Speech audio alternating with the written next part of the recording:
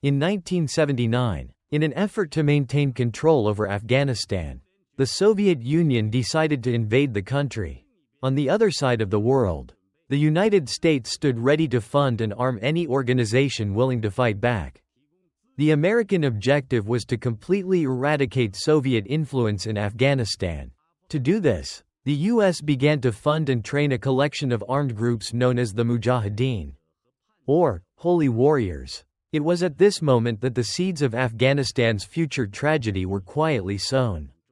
In the name of religion, these Mujahideen fighters, some of whom would later form groups like Al-Qaeda, even began recruiting children from abroad to join their armed ranks. A new era of chaos had begun in Afghanistan, all under the heavy support of the United States. The Mujahideen succeeded in overthrowing the Afghan regime, but they quickly fell into the quagmire of a civil war, splintering and turning on each other. From this chaos, the Taliban rose rapidly, ultimately becoming the new rulers of Afghanistan. So how did the Afghan people, once desperate to escape Soviet control and who were for a time America's allies, become bitter enemies with the United States? Why did a war break out that would last for decades? How did the Taliban gradually take control of the entire country?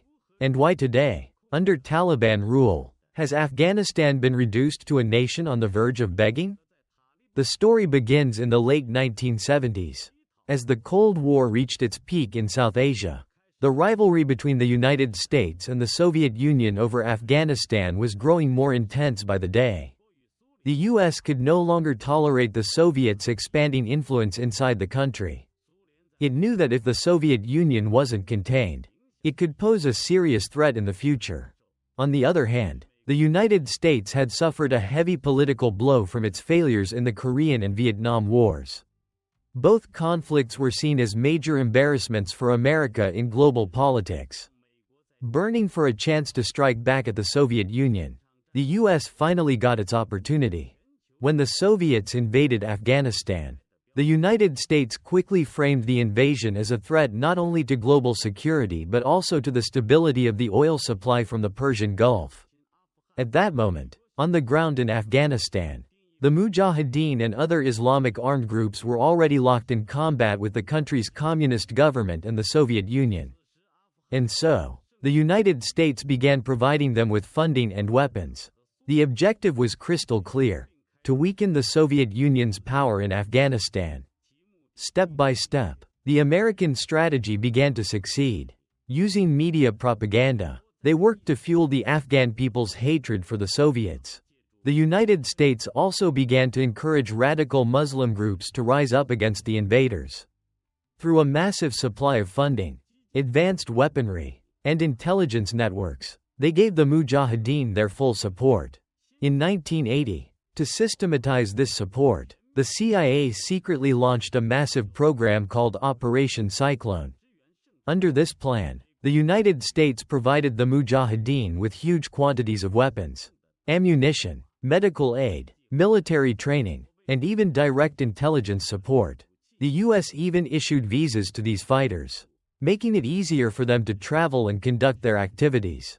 In the first 6 years alone, the United States provided the Mujahideen with $3.2 billion in funding and weapons, a figure that would only continue to grow.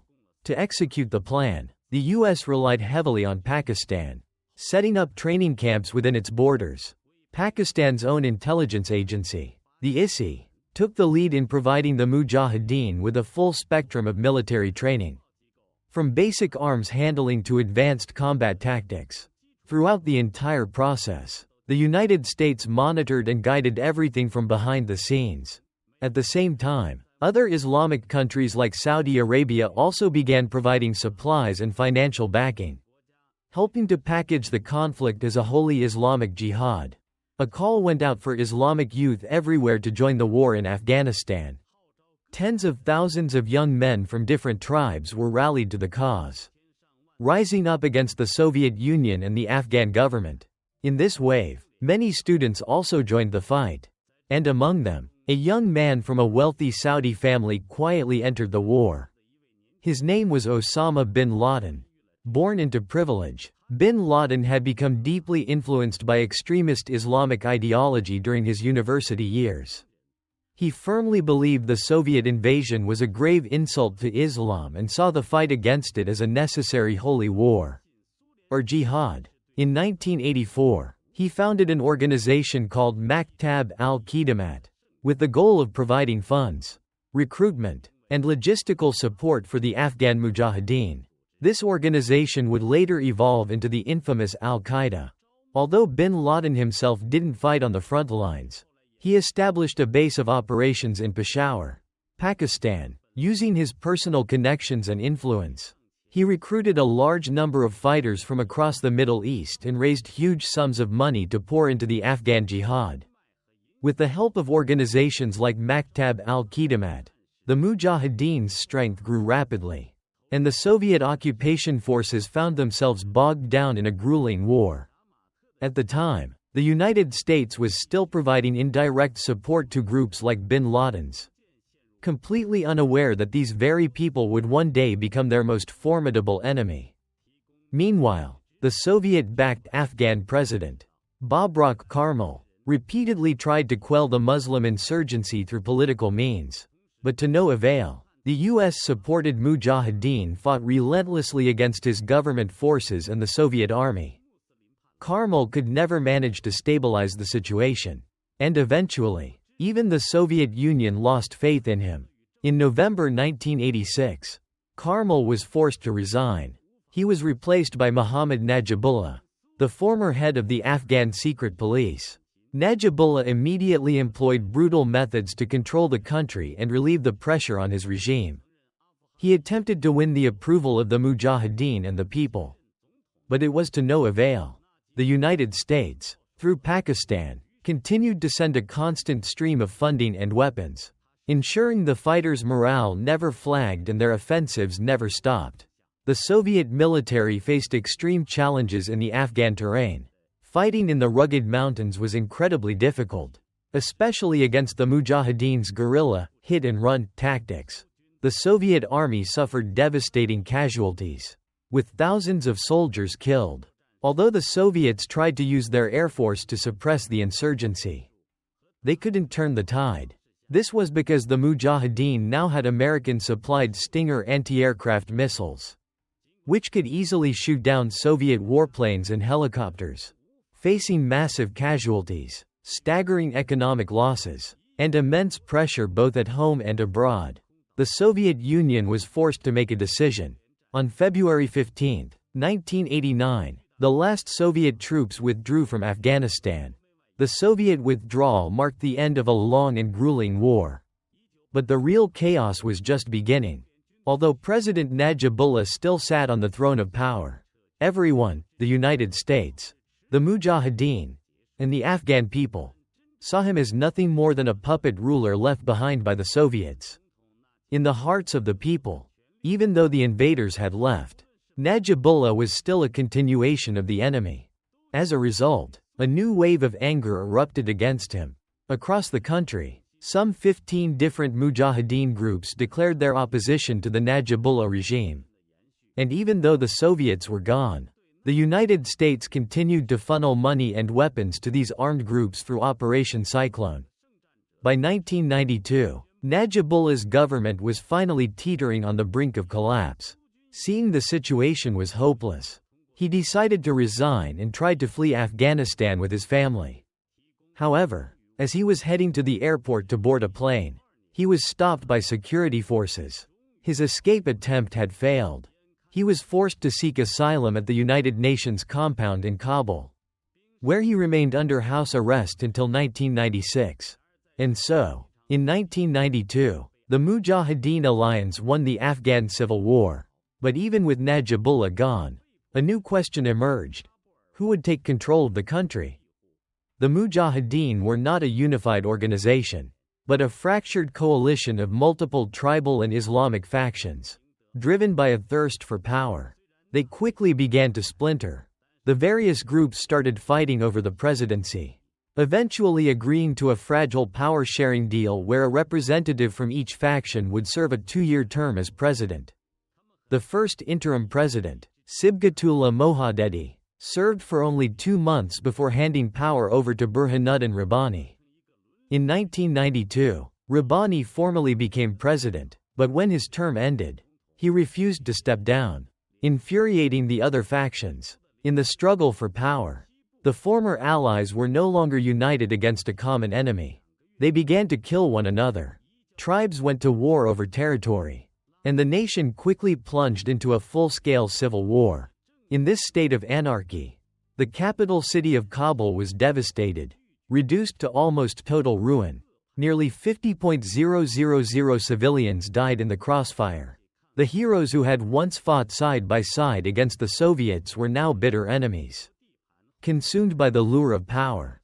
It was in this chaos, in 1994, that a new force quietly began to rise. It was the Taliban. At first, they only controlled the southern city of Kandahar, but their promise to eradicate corruption and restore order quickly won them the support of the local population. The Taliban took advantage of the chaos, proposing an end to the tribal conflicts and a plan to rebuild the nation. They expanded with incredible speed. In just a few months, they had seized control of 15 of Afghanistan's major cities and amassed a fighting force of 25,000 men.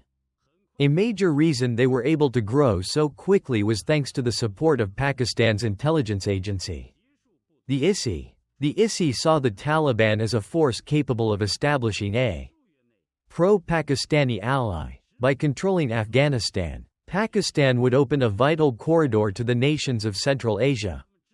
In 1996, the Taliban launched their final assault on the capital city of Kabul, successfully seizing control on September 27. This marked the official transfer of power in Afghanistan.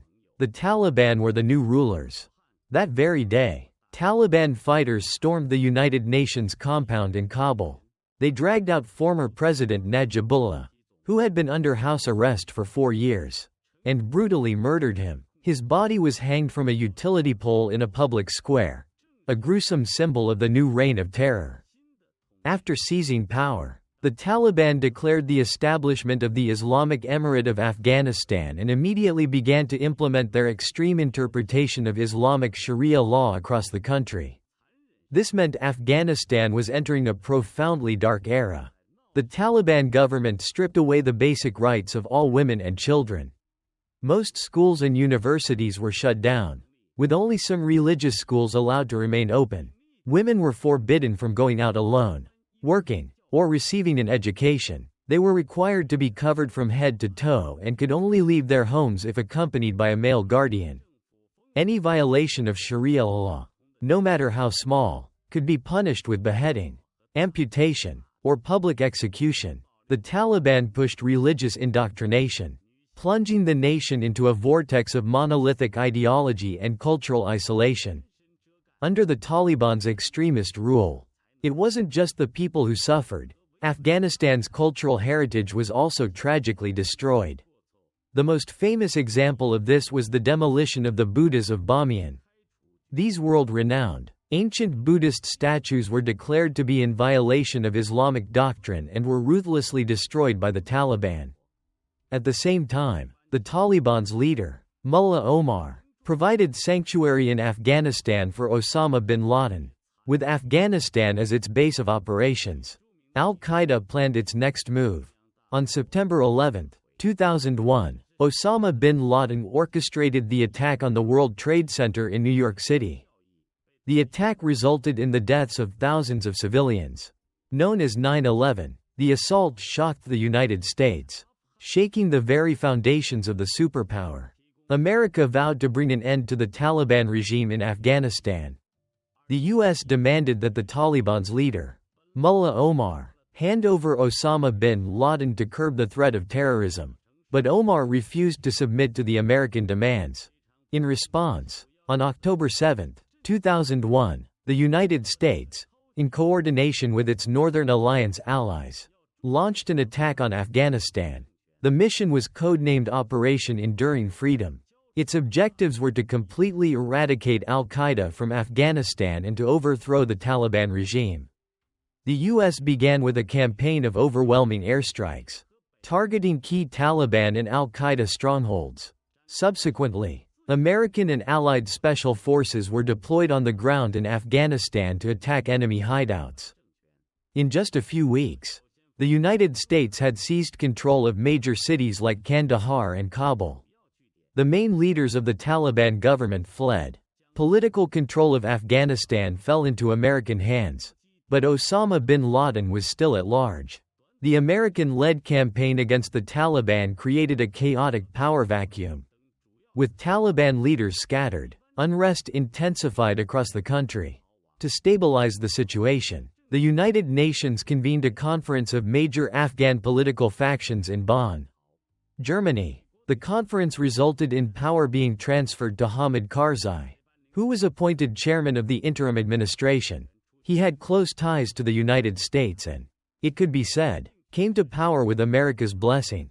Following these events, American influence in Afghanistan was fully restored. In 2004, the country adopted a new constitution and held elections. Establishing a democratic government, the United States excluded the Taliban from participating in the election, and Hamid Karzai was elected president. But even after he took power, the situation in Afghanistan did not significantly improve. The Taliban continued to launch attacks. At the same time, the Karzai government's efforts at economic development and infrastructure reconstruction were crippled by rampant, top-to-bottom corruption, the focus of the United States in Afghanistan. Although the stated mission was to strike bin Laden and Al-Qaeda, the reality was that the Taliban and the United States were locked in a struggle for political control of Afghanistan. However, with the American invasion of Iraq in 2003, Washington's attention shifted away from Afghanistan. The Taliban seized this opportunity to regroup, since US and NATO forces were primarily concentrated in the cities. The Taliban exploited this by taking control of the vast rural areas, where they began to establish parallel, or shadow, governments. Meanwhile, the United States found it nearly impossible to defeat the Taliban in these rural areas due to the extreme geographical conditions. Whenever the US launched an offensive, the Taliban would simply melt away into the rugged countryside. After 2006, the war became extremely violent. The United States suffered major casualties. In this war, America expended vast amounts of money, weapons, and time, yet thousands of US and NATO soldiers were killed, and countless civilians were caught in the crossfire. The very insurgency that grew from the movement America once supported had now become its greatest affliction. Although the United States had originally entered Afghanistan to get bin Laden, it wasn't until nearly a decade later, on May 2, 2011, that a historic day finally arrived. A team of U.S. Navy SEALs infiltrated a compound in Abbottabad, Pakistan, and killed the terrorist leader Osama bin Laden. But even with bin Laden dead, America's mission in Afghanistan was not over. After 2011, U.S. forces did not withdraw. Instead, they continued to fight the Taliban. However, the NATO allies gradually began to pull back their troops. As the Taliban's power and influence continued to rise, the United States also came to realize that the war was no longer in its national interest. And so, in 2014, the United States officially ended its direct combat operations in Afghanistan and began a gradual withdrawal of its forces. But even as late as 2020, the U.S. military still maintained a presence in the country. During this time, on the one hand, the U.S. military was supporting the Afghan army in its fight against the Taliban. On the other hand, then U.S. President Donald Trump signed the Doha Agreement with the Taliban in 2020. The agreement was intended to bring peace to Afghanistan, but it completely excluded the Afghan government from the negotiations. According to the deal, the United States was prepared to withdraw all its troops. In exchange, the Taliban promised that they would not allow groups like Al-Qaeda to operate in Afghanistan. In August 2021, the United States pulled its last troops from Afghanistan, and the disaster began. With the American departure, the Taliban rapidly took control of the entire country, overthrowing the government and establishing a new interim administration.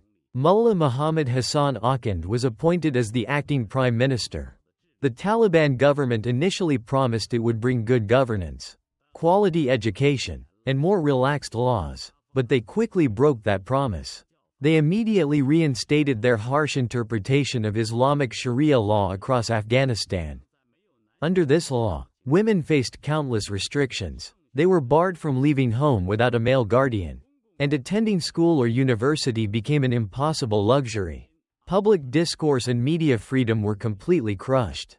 Today, any problem in Afghanistan is solved by force. The only official reality is the one declared by the Taliban leaders. The national poverty rate has soared to 97%. To this day, no country in the world has recognized the Taliban government.